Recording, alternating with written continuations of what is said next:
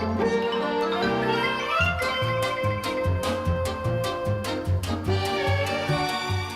everybody, it's Chris Seeds, Wootini from GayGamer.net, here with another weekly video podcast. Slightly late this week because I was away on a long weekend. Yes, I went away again.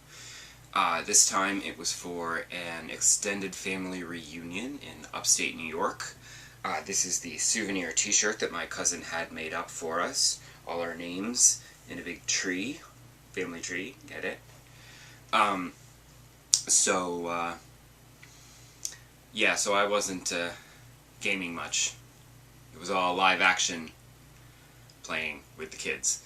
But I want to start by talking this week about what happened last week, because unfortunately, just hours after I had completed and uploaded last week's video podcast, came the shocking, unexpected, and very sad news that the president of Nintendo, Satoru Iwata, passed away. And the internet was awash with tears. I was just stunned that it happened at all, and that he was only 55, and that's just too young. He did such great things at Nintendo, and it's sad to think about what other great things could have been in the making that now will never come to pass because they never got past, the germ of an idea in his head. But we have so much to thank him for. He was amazing. I always loved him because he just had a sense of fun and humor. He loved the games. It wasn't as much a business as it was just, let's have fun. Let's make systems and games for those systems that are fun and that people can have fun playing. Which is why, he was responsible for, all kinds of amazing stuff. I mean, he helped bring Pokemon, the Smash Brothers. I understand he was, executive producer on Animal Crossing. I don't know what his actual direct involvement or influence with Animal Crossing was, but anything he brought to Animal Crossing, I'm grateful for because I love it. So I did not have a chance to stop by Nintendo World. They had a memorial set up. You could go and sign a book.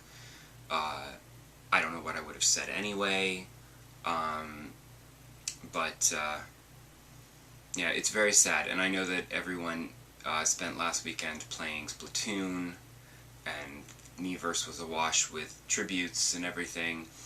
I don't know what's going to happen now. Hopefully, whoever the next president of Nintendo is will continue with the fun. Although I also have to say that, again, it affected me that he was only 55 when he died. That's only 10 years older than me. So, on the one hand, I'm stunned that someone only 10 years older than me could die so suddenly. And then it also makes me think, he was the president of this massive global company, and in 10 years, I'm pretty sure that's not where I'm going to be. So, makes you reevaluate your life a little there. So yeah, it was very sad, very upsetting. But we all just have to keep gaming. So, I played Animal Crossing all weekend. It was great. And, thank you for bringing that into my life, whatever part you played in that. But yeah, that was basically the only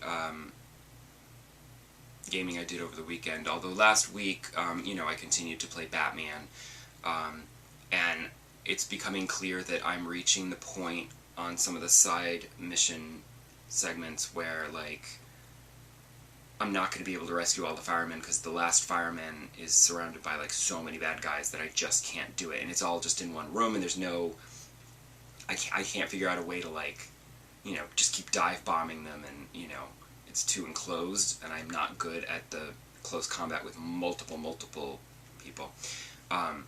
And other side quests where they're just getting a little too difficult for me, and I'll try them a few times and then get frustrated. So I think I'm going to have to do the main story and just finish that so I have a sense of completion, and then maybe try the side quest stuff again, because I don't like to get frustrated and irritated, because then I'll put the game down and I gotta remember to pick it back up. The other thing that I did was I tried, I played Entwined on my Vita. That was a free game on PlayStation Plus. It was quite lovely. Simple concept. You know, you use the thumbsticks to steer the birds into the, you know, the colored pieces. You know, that's like your goal, so you have to keep moving them, you know, swinging them around the circle to match their colored places, and get them in the goals, and then merge them together and pass the level. And it got a little tricky and difficult at the end. You have to kind of zone out and get in a zen mood there. But again, it was one of those games where it was quite lovely, and I enjoyed it, but I'm glad that it was free, because if I had paid like $10 or $15 for that, I don't know if I'd feel like that was worth the money.